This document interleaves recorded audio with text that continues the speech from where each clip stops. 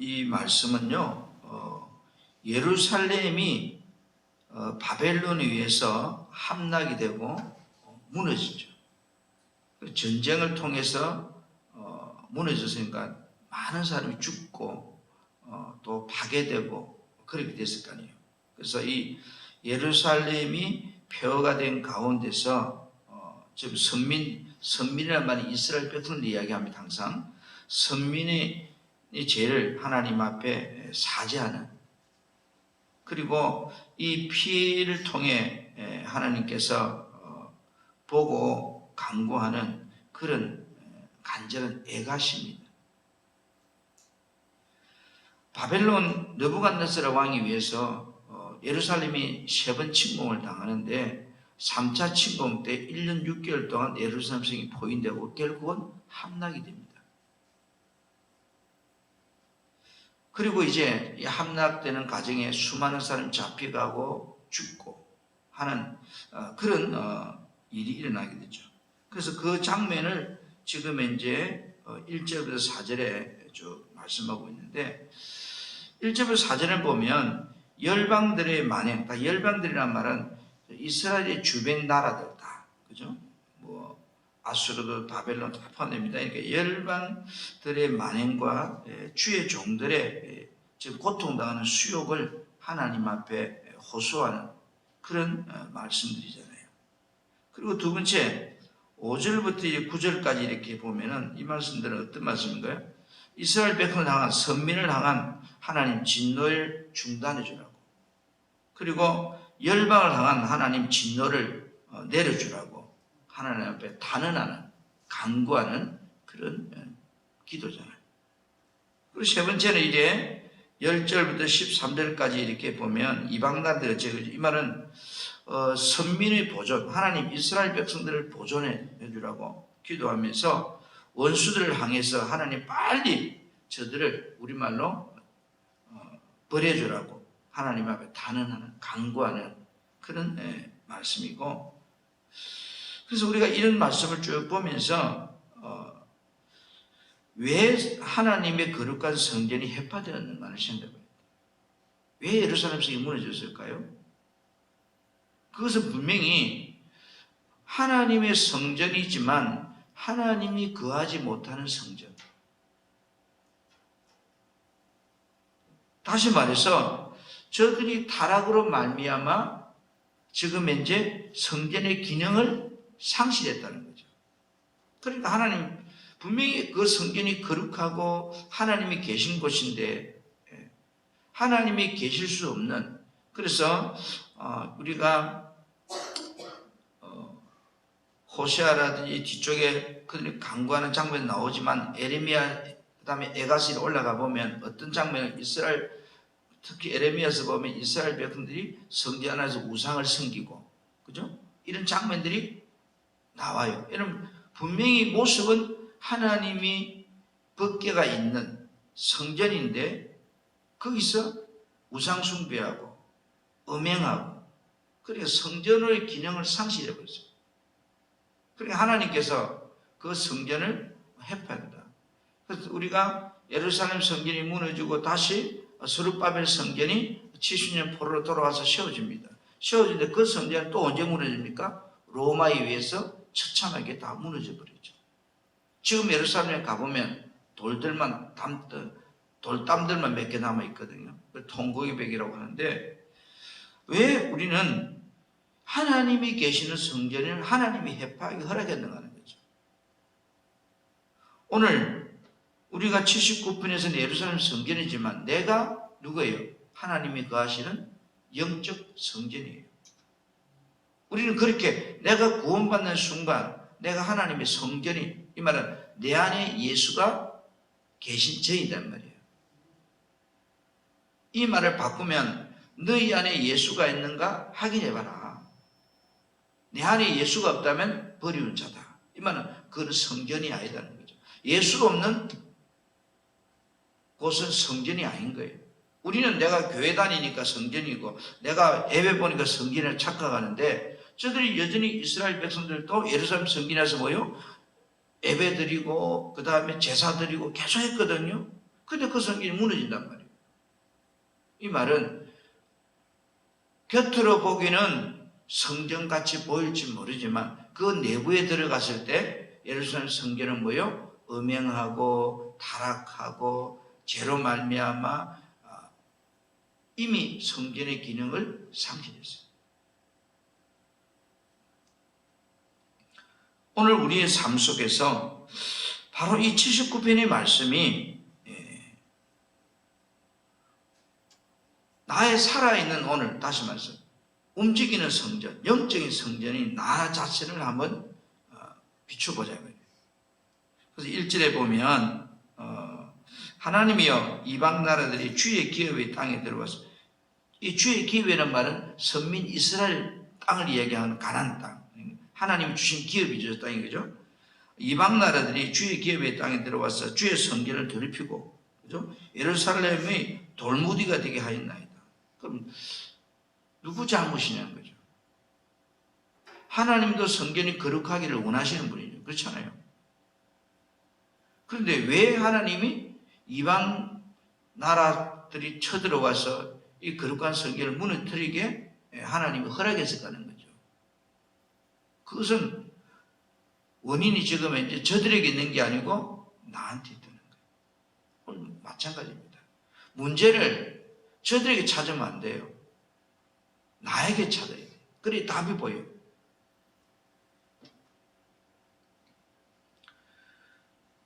고린도전서 3장 16절에 우리가 성전이라 했잖아요. 너희가 성전이라.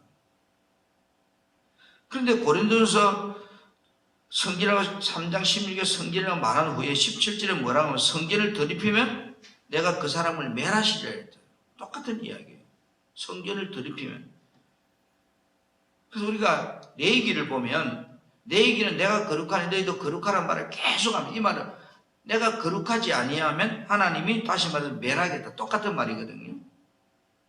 거룩의 반대는 징벌이잖아요. 멸망이잖아요. 그래서 우리가 예루살렘 성전이 무너졌다, 이 장면을 보면서 나의 성전은 지금 이제 하나님이 해파하고 싶지 않는가 하는 생각을 해요. 여러분, 구약시대는 하나님 말 안 들으면 해파해버리고 무너지게 하지만 신약시대는 해파하지 않는다고요. 언제까지 가요? 심판 때까지 가요. 하나님은 돌아오기를 너무 원하시는 분이기 때문에. 그래서 나의 심령의 성전도 거룩하게 보존하기 위해서요, 어떻게 돼요? 끊임없는 하나님 앞에 회개함. 그래서 신앙생활에 아무리 강조해도 부족함이 없는 것이 회개입니다.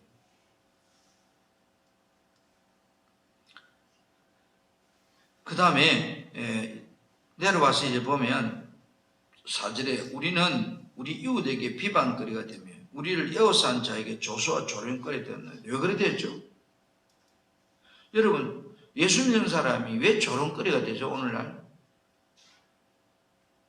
한번 생각해 봐야 돼요. 내가 잘하는데 조롱거리가 되는 거예요. 내가 정말로 믿음으로 사는데 사람들에게 조롱거리가 되고 비방거리가 되고 에워싸움을 당하고 조소를 당하고 그럴까요? 그게 아니죠. 분명히 지금 이제 저들이 예루살렘 성전이 무너진 이유, 또 그들이 조롱거리가 된 이유는 그들이 바로 죄악 때문에 되는 거죠. 그래서 죄는 나를 세상에서 뭐요? 조롱거리로 만들어요. 죄는 그만큼 무서운 거예요. 죄가 다른 거 아니죠. 내 스스로 살라는 죄니까. 그래서 거룩이란 말은 정말로 아무리 우리가 강조해도 부족함이 없는 것이고, 이 거룩이란 단어 자체만 들어도 우리는요 정말로 영광스러운 거예요. 성경을 여러분 내 얘기를 쭉 이렇게 보면서 거룩하게 되는 삶을 말하는데요. 19장에 가면 거룩하게 되는 방법을 이야기해요. 4가지를 이야기해요. 첫째는 부모 공경이에요. 두 번째는 예배 생활이에요. 참 이상하잖아요. 예배 생활이 1순위가 아니고 사람이 거룩하게 사는 방법, 거룩해지는 첫째 조건이 부모 공경이에요. 보이는 부모를 통해서 보이지 않는 하나님을 경외하도록 하는 거예요. 그래서 왜 오늘날 이럴까라고 생각해 볼 때 정말로 부모 공경이 사라지고 있는 시대잖아요. 그 네 번째가 보면 제가 보니까 19장에서 이웃 사랑이더라고요. 그래서 정말로 우리가 조롱거려 되지 않으려고 하면 내 안에 이 성전이 오염되어 있다. 이 말은 죄로 물들어 있으면 우리는 그 죄로 말미암아 살아가면서 조롱거리가 된다. 나는 혹 이웃들에게 주변 사람들에게 조롱당하고 있지 않는가 한번 점검해 보기를 원해요. 그 다음에 쭉 우리가 내려와서 8절 9절은 우리 죄악을 기억하지 말라고 말씀하면서 9절 이렇게 하면 우리 구원의 하나님이여 주의 이름의 영광스러운 행사를 위하여 우리를 도우소서. 주의 이름을 증거하기 위하여 우리를 건지소서. 여러분 우리 기도가 어떻게 되어야 되는가를 쭉 이야기하는데 8절에서 우리 조상들의 죄악을 기억하지 말라고 그죠? 그렇게 기도합니다. 그러니까 구원과 심판을 철저하게 누구요? 개인적인 것은 기억해야 돼요. 뭐 우리는 안 되면 조상들이 하는데 아니에요. 구원과 심판은 철저한 하나님 입장에 볼 때 개인적인 것이다. 그 다음에 9절에서 우리 기도가 항상 뭐가 먼저 돼야 돼요? 내가 먼저 아니고 하나님의 영광이 먼저예요.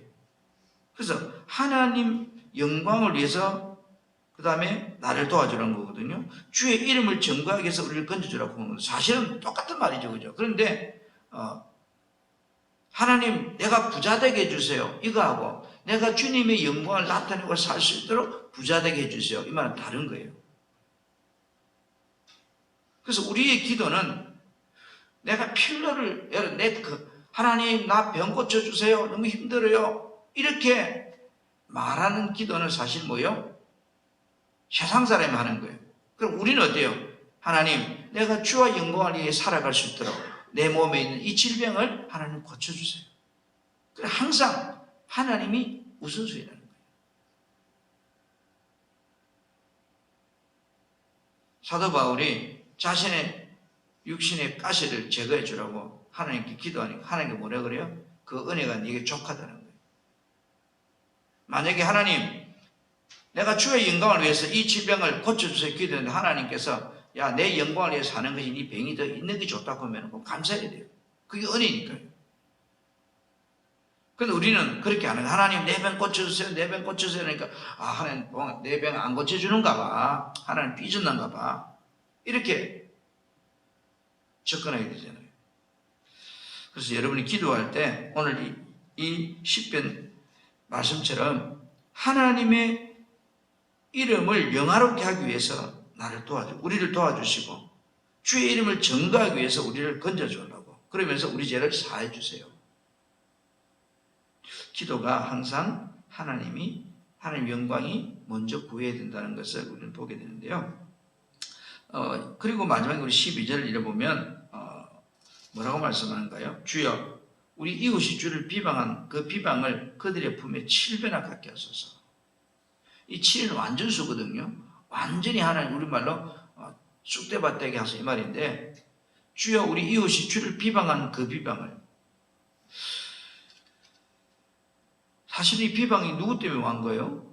우리가 잘못해서 주님이 비방 당하는 거잖아요. 하나님께서 우리가 믿음으로 살지 못하고 죄를 지으면 하나님은 사랑하기 때문에 우리에게 어떻게 한다고요? 징계하신다. 그래서 징계하지 않는다 사생활했겠죠. 그러면 하나님께서 우리에게 인생 막대기로 다윗이 그렇게 기도합니다. 하나님 나의 자녀들 그리고 후손들이죠. 솔로몬부터 하나님 안에 살지 못하는 인생 막대기로 저들을 징계하라고 그래요. 인생 막대기는 사람을 통해 고난을 주는 걸 인생 막대기라고 그래요. 그런데 분명히 지금 이제 하나님께서 인생 막대기로 사용된 자들이 누구예요? 이게 아수르라고 하는 바벨론이라고 하는 나라예요. 그런데 여러분 재미있는 것은 지금 우리가 잘못했어요. 내가 잘못 살았어요. 그래서 하나님이 인생 막대는 나를 쳤어요. 그런데 이제 심판이 끝났어요. 그런데 선민을 징계한 인생 막대기는 사명이 끝났단 말이에요. 그리고 70년 후에요. 재미있는 것은 이스라엘은 다시 회복대가 돌아옵니다. 해방대가 돌아오고 이 이스라엘 침공했던 나라 바벨론은요 멸망을 당합니다. 신바벨론 페르시아라는 나라가 갑자기 조그마한 나라였어요. 바벨론과 게임이 안 될 정도로 아주 적은 나라. 쉽게 말하면 대한민국이란 나라가 있다면 갱상동만 나라가 이 대한민국만한 나라를 잡아먹어버리는 거예요. 그게 바로 뭐냐면 신바벨론 페르시아예요. 불가능한 이야기죠. 그 멸망합니다. 순식간에. 오늘 여러분, 하나님은 우리가 잘못하면 인생 막대기를 통해 치지만 뱀 잡는 막대기는 뱀 잡고 나면 뭐예요? 이제 불에 던져버리잖아요. 그 뱀 잡은 막대기 뭐 좋다고 들고 있는 거예요. 그래서 여러분이 살면서 혹시나 그렇지는 않겠지만 여러분들이 하나님의 사람들에게 인생 막대기를 쓰임받으면 안 돼요. 어떤 사람들은 교회에 좀 어려운 일이 있으면 자기가 막 정의롭게 앞장서서 막 설치고 다니는데요. 설치고 다니는 사람은 어쩔 수 없죠. 그러나 그 문제가 해결되고 나면 그 사람은 반드시 하나님이 치십니다. 왜? 사명이 끝났으니까요. 역사가 그렇게 이야기하는 거예요. 지금 현재 오늘 여러분 우리는 첫째 내가 잘 살아야 돼요. 잘 사는 믿음으로 살아야 된다 이 말이야. 하나님 안에 살아야 된다. 주에서 내가 성전이 되게 살아야 된다는 거예요. 그렇게 살지 못할 때 하나님은 인생 막대기를 통해서 나를 징계하십니다. 징계당하는 사람도 힘들죠. 오늘 우리의 삶에 정말 하나님이 내 마음의 성전을 떠나고 싶은, 본문대로 말하면 예루살렘 성전을 해파하고 싶은, 해파되는 그런 내 신앙의 마음의 성전인지 우리는 점검해 보아야 돼요. 만약에 그 같다고 느껴지면 우리는 빨리 하나님 앞에 회개함으로 돌아올 때 하나님은 우리를 긍휼히 주시고 하나님의 은혜가 계속 여러분의 삶에 지속될 수 있을 겁니다. 기도합시다. 우리 하나님 아버지, 오늘도 이 한날을 우리에게 주신 것을 감사합니다. 하나님께서 나를 성전 삼고 내 안에 영으로 계시는 분이십니다. 그러나 나는 지금 현재 과연 하나님이 내 안에 성전 삼고 있는지 우리는 혹 착각하고 있다면 빨리 나 자신을 볼 수 있어야 될 줄 믿습니다. 겉으로 보기는 예루살렘 성전이 하나님의 성전이었습니다. 그러나 그 속을 들어가 볼 때 그들은 타락했고 범죄했고 하나님 이미 떠나버린 성전이었습니다. 그것은 무용지물이기 때문에 하나님은 예부의 세력을 통해서 그 성전을 헐어버렸습니다. 오늘 내 영혼의 안식처, 이 주님이 거하는 내 마음의 성전이, 심령 성전이 깨끗한지, 정말로 예수님이 내 안에 역사할 수 있는 성전인지 나를 점검할 수 있는 이 아침이 되게 하여 주옵소서. 오늘 이 하루도 우리 사랑하는 성도들의 가정과 삶과 직장과 삶의 터전이 하나님의 긍휼하심이 있기를 원합니다. 주여 은혜를 베풀어 주옵소서. 주님 앞에 은혜 구하는 자에게 능력 더하여 주옵소서. 하나님의 근세와 영역이 나타나는 하루로 살 수 있도록 우리에게 충만한 주의 영을 부어 주옵소서. 이 아침도 간구할 때 주의 음성 듣게 하시고 하나님의 놀라운 구원의 역사가 내 삶에 일어나는 한 날이 되게 도와주옵소서. 예수님 이름으로 축복하며 감사하며 기도드립니다. 아멘.